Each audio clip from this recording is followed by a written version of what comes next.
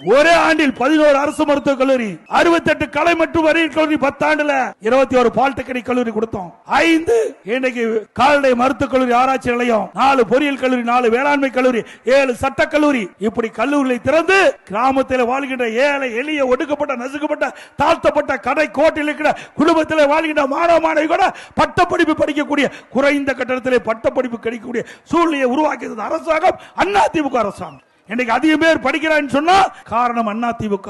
சிந்திக்க வேறும் இளைஞர்கள் ஏதோ ஆசைப்படுறீங்க, யாரோ புது புது கட்சி நடத்துறாங்க, அவர்களா அதை செஞ்சாங்களா?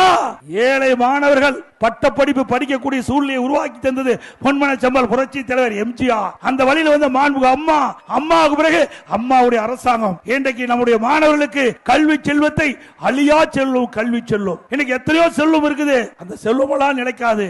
ஆனால் நம் உயிர் இருக்கின்ற வரை நம்மோடு இருக்கின்ற ஒரே செல்வம் கல்வி செல்லும். அந்த கல்வி செல்வத்தை நம்முடைய இளைஞர்களுக்கு கொடுத்த ஒரே அரசாங்கம் அதிமுக அரசாங்கம். இளைஞர்கள் அதை எண்ணி பார்க்க வேண்டும். இளைஞர்கள் சமுதாயம் சிறந்திருக்கின்றது சொன்னால் அதிமுக அடித்தளம் அமைத்தது என்பதை அவர் உணர வேண்டும். ஆகவே வருகின்ற சட்டமன்ற தேர்தலில் இளைஞர்கள், பொதுமக்கள், விவசாயி தொழிலாளி, ஒட்டுமொத்த மக்கள் நம்முடைய அதிமுக தலைமையில் அமைக்கப்பட்ட தேசிய கூட்டணி ஆதரித்து அதை வெற்றி பெற செய்ய வேண்டும் என்று அன்போடு இந்த நேரத்தில் கேட்டு